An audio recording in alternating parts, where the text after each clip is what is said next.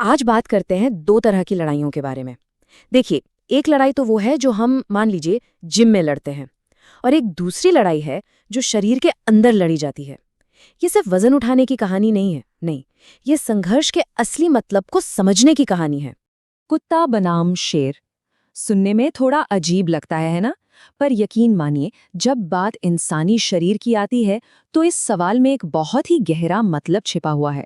तो चलिए पता लगाते हैं कि इस पहेली के पीछे आखिर राज क्या है। तो सबसे पहले बात करते हैं कुत्ते की लड़ाई की।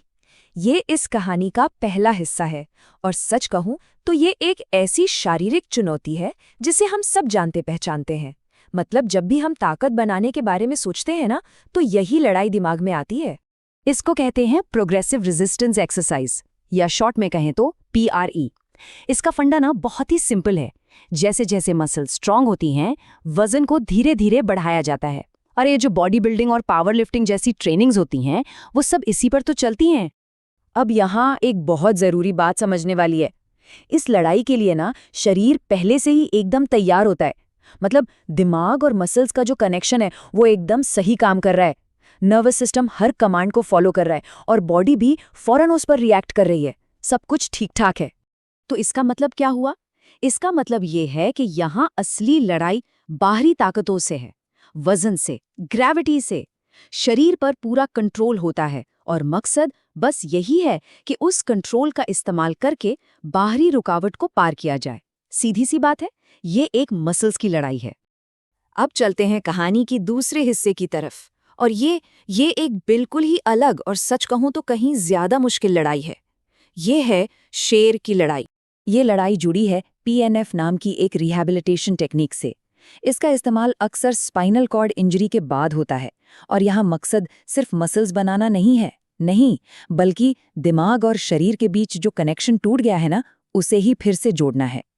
और यहीं पर इन दोनों लड़ाइयों का सबसे बड़ा फर्क एकदम साफ हो जाता है। सोचिए, एक तरफ शरीर हर कमांड मान रहा है, और दूसरी तरफ शरीर पर से कंट्रोल ही चला गया है। लड़ाई शुरू होने से पहले ही जमीन आसमान का फर्क है। यहाँ लड़ाई किसी बाहरी वजन से नहीं है, नहीं, ये लड़ाई है उन अनदेखे दुश्मनों से जो शरीर के अंदर हैं। वो टूटा हुआ नर्व कनेक्शन, वो कमजोर होती मसल्स, और अपने ही शरीर पर से कंट्रोल का खो जाना। ये एक बहुत ही गहरी, एक अंदरूनी जंग है। तो इन दो लड़ाइयों का असली मतलब क्या है फिर? ये हमें एक बहुत जरूरी सवाल पर ले आता है। क्या ये लड़ाई सिर्फ शक्ति बनाने की है, या फिर संभावना को वापस लाने की? और असल फर्क यही है, बिल्कुल यही। कुत्ते की लड़ाई में क्या होता है, एक पहले से काम कर रहे सिस्टम पर और ज्यादा पावर बनाई जाती है।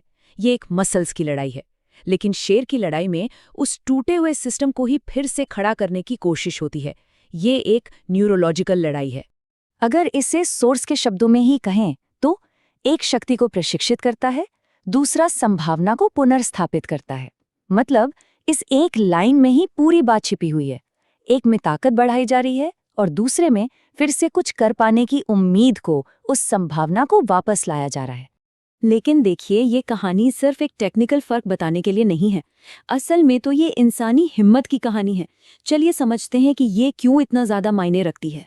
इस सोच के लेखक हैं निखिल आनंद, और वो इसे बहुत ही पावरफुल तरीके से समझाते हैं। वो कहते हैं कि एक स्पाइनल कॉर्ड इंजरी पेशेंट के लिए बिना वजन के भी सबसे आसान PNF एक्सरसाइज करना भी एक शेर से लड़ने जैसा है। क्यों? क्योंकि लड़ाई वजन से है ही नहीं, लड़ाई तो सीधे सीधे नर्व डैमेज से है। और वो आगे कहते हैं, हमने कोई आसान लड़ाई नहीं चुनी, हमने शेर से लड़ना चुना, और इसीलिए हमारी कहानी में असली ताकत है। ये लाइन, ये इस पूरे संघर्ष को कमजोरी नहीं, बल्कि एक जबरदस्त ताकत और हिम्मत का सबूत बना देती है। तो आखिर में हमारे सामने दो तरह की ताकतें हैं। एक वो जो वजन उठाकर दुनिया को दिखती है, और दूसरी वो अनदेखी हिम्मत जो दिमाग और शरीर के टूटे कनेक्शन को फिर से जोड़ने में लगती है। और शायद असली ताकत यही है।